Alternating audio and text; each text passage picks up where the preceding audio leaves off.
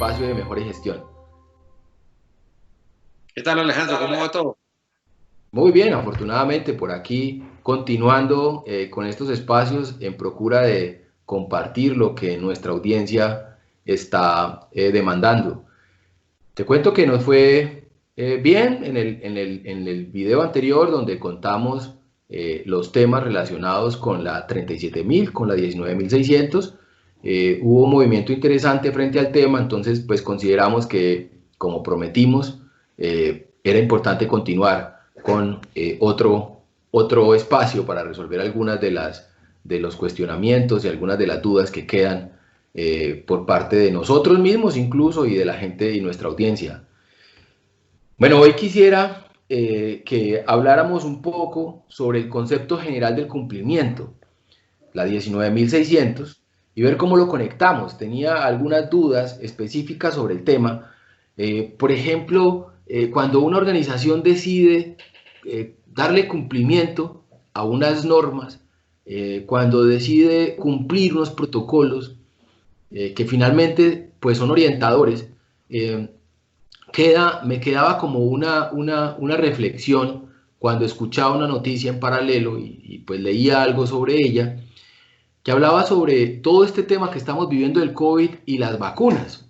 Y resulta que pues entre los diferentes tratamientos que hay, pues está el tema de vacunas, pues que es preventivo, y está el tema del tratamiento mismo para el COVID. Escuchaba entonces que los laboratorios, para lograr hacer estos tratamientos, pues tienen diferentes fases experimentales, y en una de estas fases viene el ejercicio de probar en humanos.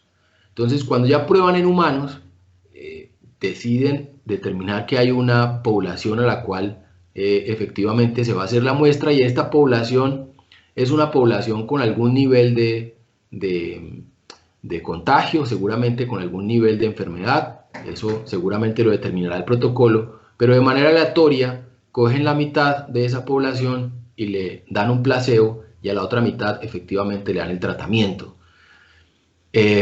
La gran pregunta, digamos, allí es que en teoría, el tratamiento ya tenía comprobado antes de pasar a humanos, pues unos niveles importantes, eh, digamos que de beneficio o de acción, que podrían ir en pro de la salud de estas personas. Al final del ejercicio, entendí que ese tratamiento, ya al hacerle las pruebas, según el protocolo, pues los que se tomaron el placebo pues podrían morir, y los que efectivamente tomaron el medicamento, pues digamos que según la probabilidad que tenían de acción de este medicamento, pues podrían vivir. Solo después de eso, digamos que pueden comprobar la veracidad del medicamento en humanos, y pues digamos que pueden seguir en las siguientes fases. La pregunta que me hacía yo ahí es, aquí estamos hablando de cumplimiento, sí, seguramente están cumpliendo el protocolo. La persona decía, pero ese es el protocolo que está determinado por la Organización Mundial de la Salud, estoy cumpliendo protocolo.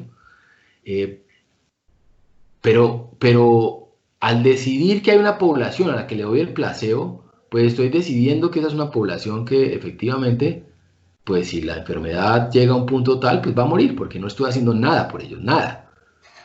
Mientras que la otra, efectivamente, que probó el medicamento, pues digamos que tiene una probabilidad, digamos, que el medicamento funcione y esta gente sirva. Ahí, Jairo, se me generaba esa duda en el tema de, estoy cumpliendo, ¿cierto? Estoy en un ejercicio de cumplimiento, pero estoy decidiendo más o menos que puedo dejar morir a una población. ¿Cómo ves allí el rol de la 19.600 en ese ejercicio? Pues Alejandro, mira, el tema es bien espinoso, un poco complejo, pues, frente a esto. Cuando hablamos de cumplimiento, no hay que olvidar que existen como dos grandes ámbitos, ¿no? El gran ámbito de lo que es lo acordado, lo legal, lo establecido, lo pactado por una sociedad. Y lo segundo es realmente lo que tiene en la cabeza la alta dirección, y es lo que la alta dirección decide que va a abordar. Pues hay dos ámbitos que uno tiene que ir contra. El primero En el tema legal, pues me inquieta es la conformación de cómo se hace el protocolo o cómo se hace la legislación y en favor de qué. ¿Cierto? Eso es un tema también de fondo, porque eventualmente podríamos nosotros llegar a constituir legislaciones que sean injustas. De acuerdo. Entonces no son equilibradas. ¿Sí? Entonces, y hay muchos ejemplos aquí en Colombia. Entonces la pregunta del millón es, ¿cómo se conforman los equipos y cuáles son los pasos para la conformación de una legislación colombiana o de cualquier país? ¿Cómo es que se hace? ¿A quiénes invitamos? ¿Hay la suficiente participación ciudadana? O sea, para que realmente haya un equilibrio de poderes y que finalmente lo que va a salir es lo acertado culturalmente, técnicamente, científicamente, económicamente, en función de las partes interesadas, de todos los stakeholders. Entonces ahí hay un tema de mucho fondo. Porque si yo tengo el poder, fíjate, y siempre, tal vez yo lo he mencionado en diferentes momentos, y es, siempre se ha dicho que cuál es la mejor corrupción, y se dice que la mejor corrupción es aquella que la gente ni se da cuenta que sucedió algo. Yo tengo mi propia apreciación. Yo creo que la mejor corrupción es aquella que termina constituida en ley. Porque tuve el poder suficiente para manipular mis cables y logré configurar una legislación sobre la cual se va a regir sobre todo el mundo, pero automáticamente lo que está haciendo es tributándole a un grupo social en particular, que no era necesario. Entonces, pues la pregunta del millón es ¿cómo se constituye la ley? Claro, ahí podríamos quedar con defectos, yo creo que sí. Si en ese protocolo que tú me estás diciendo, la pregunta es quiénes lo conformaron, es el bien común, son las partes interesadas, o sea, al final se llegan a unos acuerdos en beneficio de la mayoría de las partes interesadas. Yo pienso que va en ese sentido, porque esto es un tema ya eminentemente científico, y entonces ya no necesariamente económico, o no necesariamente legal, que ese tipo de... Ok, pero digamos que la conformación de los equipos y al final es ese punto. Pero el otro punto es lo que queda el espacio del empresario. Y el empresario, la pregunta del empresario es, ¿y su creencia? Yo como empresario, ¿cuál es mi creencia? O el grupo de empresarios, ¿cuál es mi creencia? Y hasta dónde queremos ir nosotros. O sea, puede que la ley no lo cubra totalmente, pero lo que yo decido cumplir bajo mi cultura, bajo mi creencia, pueden ser estándares mucho más allá. Por ejemplo, en el caso que tú estás diciendo, sí, el protocolo es ese, pero ¿qué pasa si una entidad científica, una institución científica dice, mire, no le apuesto a eso porque yo desde mi punto de vista, de mi compromiso, no voy a arriesgar ese 40% porque yo potencialmente, digamos que podría llegar a morir. No, yo no le apostaba a eso. Pues es una decisión también empresarial, ¿o no? Claro, claro. Entonces te entiendo el ejercicio en varios puntos. Digamos que lo primero sería el protocolo o la ley o la norma. Digamos que pues al final alguien la escribió o al final un grupo la conformó, al final un grupo la discutió. Entonces allí vi que incluiste en un tema importante que creo que si lo trasladamos y nos salimos del ejemplo específico y lo llevamos digamos como a la legislación y podemos decir la colombiana, por ejemplo, podría uno ver que cada ley que llega, digamos que cada nueva ley que llega, al final yo puedo hacer la asociación que estoy cumpliendo la ley, por lo tanto, pues puedo decir que estoy cumpliendo, por ejemplo, en ejercicios de corrupción podría decir que no soy corrupto porque cumplo la ley, pero resulta que la misma ley, cuando se conformó, cuando se construyó, la pregunta es entonces, según planteas, ¿cómo se conformó el equipo sobre el cual discutió la ley, cuál fue el equilibrio de poderes dentro de la formulación de la misma ley? Entonces, ese es un punto, digamos, que me parece muy importante y creo que eso me aclara la duda. Al final, pues está escrito y podría uno cuestionar cómo está, obviamente, con los argumentos válidos en el tema científico, que fue el ejemplo que yo puse, pues la comunidad científica sabrá determinar ese tipo de cosas, aunque también luego leí que algunas de esas cosas pues tienen unos años ya y pues están en el proceso de revisarlas. Y tocaste el otro punto, que es ya la organización como organización decide que, pues digamos que sin infringir la ley, pero digamos que sí se puede poner unos topes más altos, ¿cierto? Pues al final creería uno que la ley finalmente siempre siendo como una base, pero si yo cumplo algo más, pues digamos que es bienvenido. Entonces, ahí ya lo que mencionas me recuerda mucho lo que mencionabas en la conversación pasada, y era el tono en el que habla la alta dirección, ¿cierto? Y es efectivamente cómo la alta dirección determina si el cumplir o no ese tipo de leyes está dentro o fuera de la filosofía misma de la organización, ¿cierto? Alejandro, mira este caso que puede ser muy concreto. Vamos a suponer que yo, bueno, un personaje que es dueño de una empresa, ¿sí? Es dueño de una empresa, que forma parte del organismo de control, etc. Y resulta que esta organización entra en conflicto, entra en pleito con otra organización. Se le acerca al abogado del área jurídica de la empresa, y se le acerca al gran empresario y le dice: jefe, acabo de hacer un análisis sobre la legislación y hay un huequito por donde nos podemos meter, porque podríamos hacer esto y esto y esto, y entonces finalmente, y por ahí podemos ganar el caso. La pregunta del millón que yo hago es, ¿y ese gran empresario, sabiendo que si aprovecha la ley con esos huequitos y esos espacios que da la legislación, va a dejar de pronto una comunidad indígena sin agua, o va a dejar una comunidad sin problemas de salud? Entonces, ¿en qué tono habla la dirección? Habla la alta dirección en esa materia. Porque está de acuerdo con su creencia y su cultura y su preocupación fundamental. Si su preocupación fundamental es hacer dinero, dinero, dinero, dinero, actuando de una manera egoísta, pues seguramente va a coger esos vericuetos de la ley y los va a aprovechar. Pero si realmente tiene un sentido social, esta empresa dice: un momentico, nosotros tenemos que, o sea, ¿cómo vamos a dejar a estos indígenas con esta condición? No, lo podemos hacer, pero no lo vamos a hacer.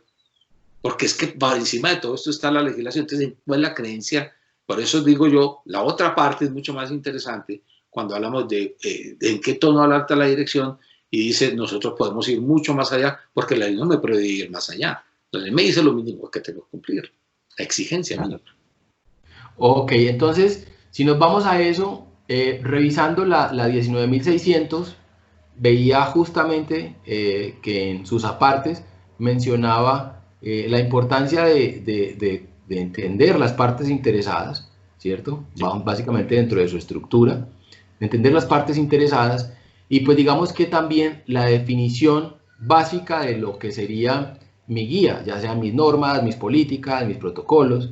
Por lo tanto, la organización misma, digamos que alineada al tono, a la filosofía de la alta dirección y de la organización misma, podría determinar cuáles son sus mínimos, que no necesariamente son los mínimos de la ley. Es decir, podría determinar sobre qué marcos voy a cumplir, qué exigencias voy a tener para, digamos, que estar orientados un poco sobre la filosofía de la organización.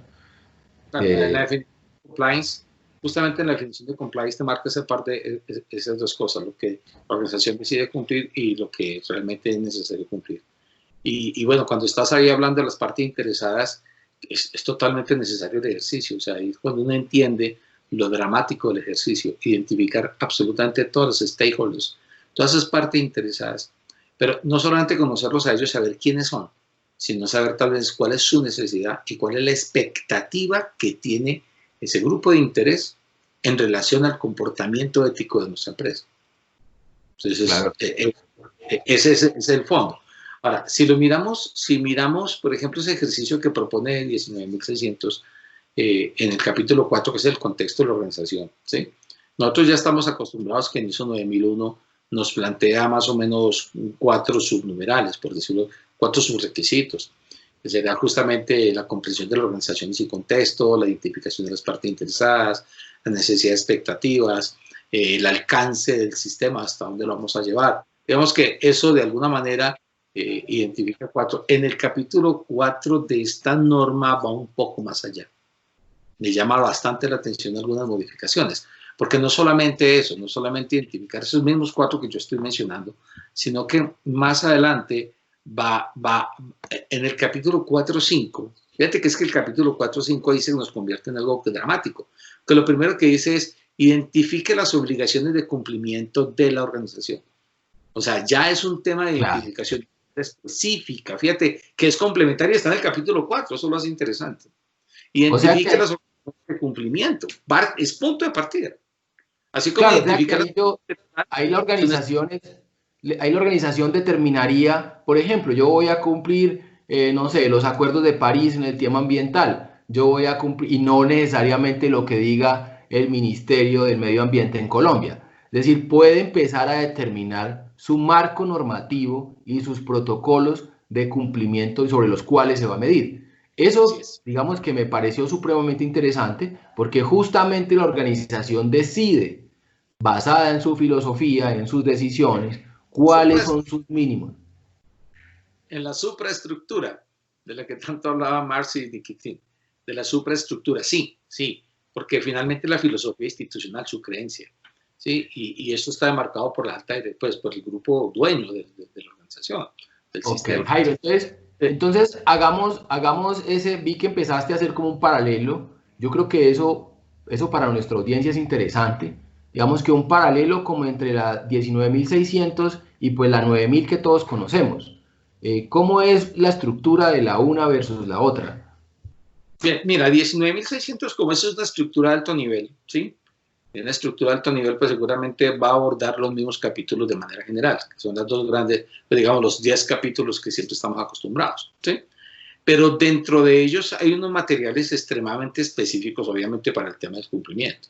Pero en el caso del 4, como te estaba mencionando, que es el análisis de contexto, pues además de lo que ya tenemos, ¿no? de identificar las partes, los grupos de interés, pues, identificar sus necesidades, expectativas. Aquí nos está diciendo de una manera muy puntual es cuáles son la identificación, las obligaciones de cumplimiento, ¿sí? Y a su vez, pues obviamente tiene dos subdivisiones según recuerdo, tiene unas cosas son las obligaciones de cumplimiento y otras el mantenimiento de esas obligaciones. Pero hay una cosa que me llama bastante la atención y no solamente le pasa con la 19.600, sino con la 37.000.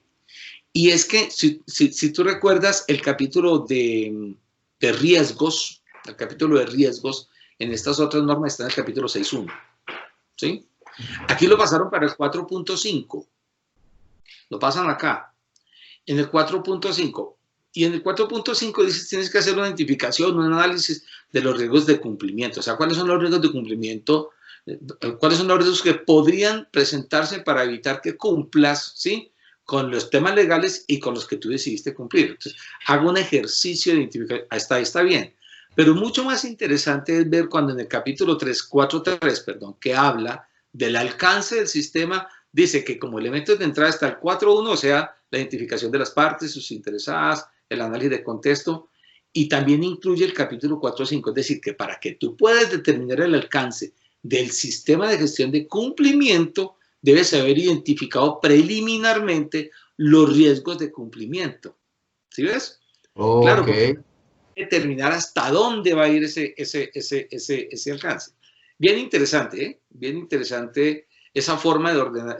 Yo al principio decía, nos cambia fuerte la estructura, pero sí me parece que tiene mucho sentido lógico, que para poder determinar el alcance del sistema, hasta dónde lo vas a llevar, tú tienes que haber identificado también los riesgos del sistema, ¿no? Que en otras normas es un poco diferente. Sí, claro.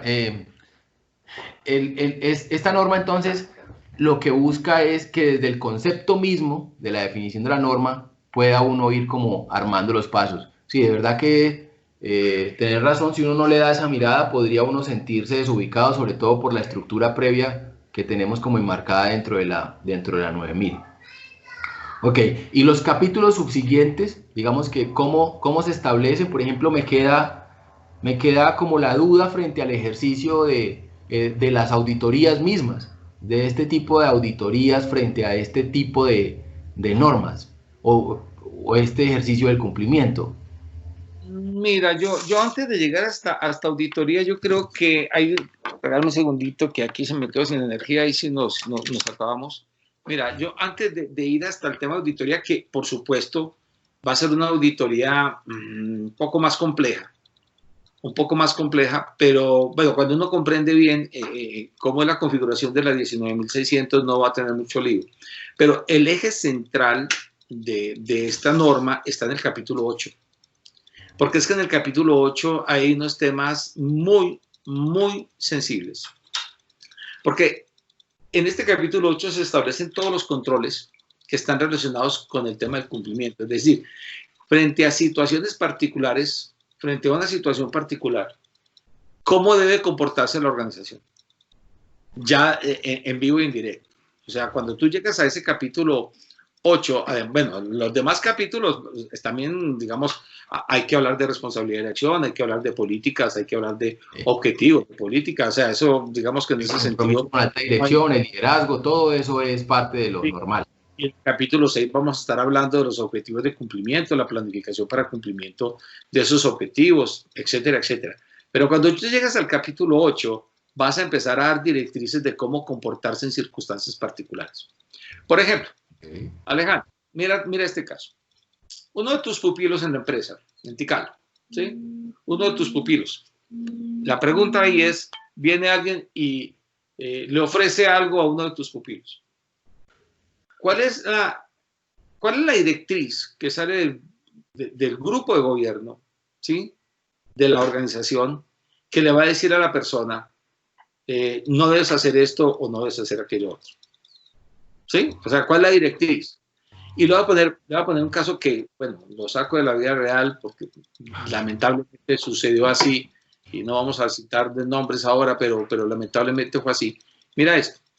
Una chica en una entidad pública, en una alcaldía, que forma parte del grupo de, creo que era el tema de licencias ambientales y bueno, estaba ahí todo este cuento, ¿sí? Se le acerca un tipo más o menos como en agosto, julio, agosto, ¿sí? Y le dice, mira, ¿cómo te parece que me he ideado este plan de manejo de los caños en el municipio? Porque nos va a permitir a nosotros, pues la chica ve el plan de trabajo y dice, oiga, es un proyecto bonito, entonces yo quiero hacer esta propuesta. Claro que sí, no hay ningún problema. Estamos hablando de julio-agosto, ¿eh? Ojo con esto, estamos hablando de julio-agosto. Entonces la chica le dice, sí, no, pues entonces vamos a hacer una cosa. Como ya van a llegar octubre, noviembre, vamos a montar todo este rollo, pues justamente para que el próximo año salga este proyecto y me ves tan bueno. Y el tipo le dice, mire señorita, usted preocúpese de que el proyecto y estas cosas que le estoy trayendo aquí entren en discusión. Que yo me aseguro que haya suficiente dinero aquí y yo hablo con el alcalde para que esto solucione. Y si usted no está dispuesta a ayudarnos con este cuento, pues me cuenta de una vez para yo saber qué tengo que hacer. Fíjate, claro. Entonces la pregunta del millón, o sea, ese es el caso en que pasa, ¿sí? Pero puede pasar muchas otras cosas. Es decir, que alguien se le acerque a un trabajador de la empresa y le dice, si tú no haces esto, entonces yo ya sé dónde vives tú. Eso no es de película. No. En Colombia ocurre. Sí, esos casos hay varios. Yo ya sé que tienes esto, ¿sí? Pues acuérdate el famoso, ¿cómo se llama? Frase de Pablo Escobar, plata o plomo, y que no es mentira, ¿sí me hago entender? Entonces, en ese orden de ideas, ¿qué hace un trabajador? ¿Qué tiene que hacer? Entonces, uno podría decir, dentro del trabajo, dentro de los criterios, ¿cómo se llama? El empresario le podría decir al trabajador, mire, acéptelo.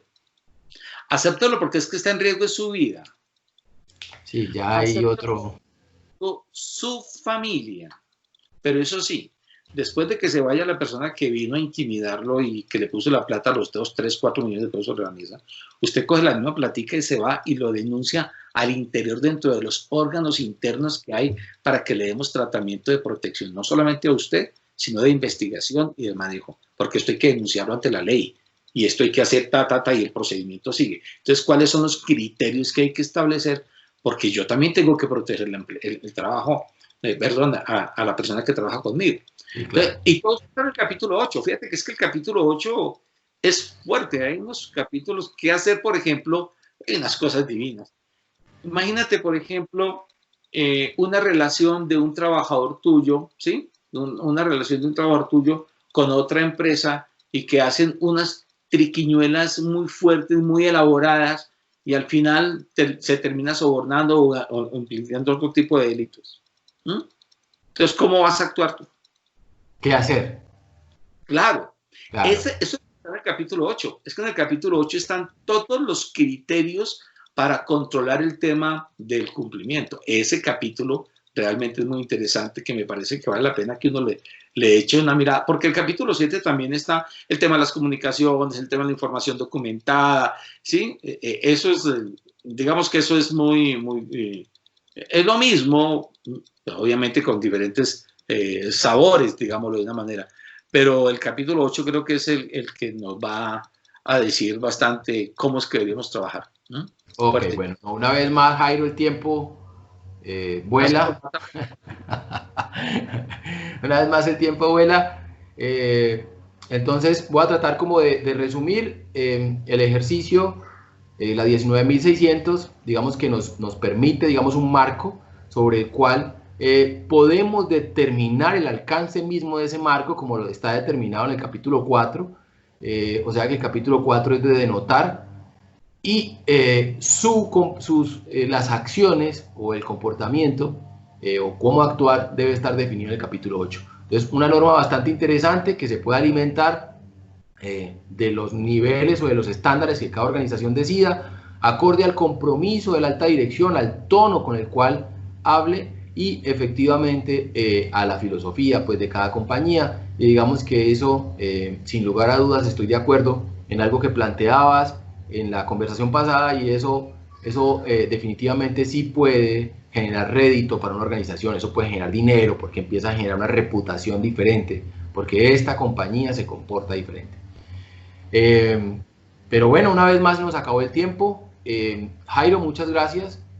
Quedamos, digamos que pendientes, podemos conversar seguramente en la próxima ocasión acerca de la 37.000 para que hagamos un barrido general y dejemos este tema, obviamente con muchas preguntas por resolver, pero efectivamente continuamos por todos los canales disponibles para responderles cualquier tipo de inquietudes a las personas. Jairo, muchas gracias. No sé si unas palabras finales.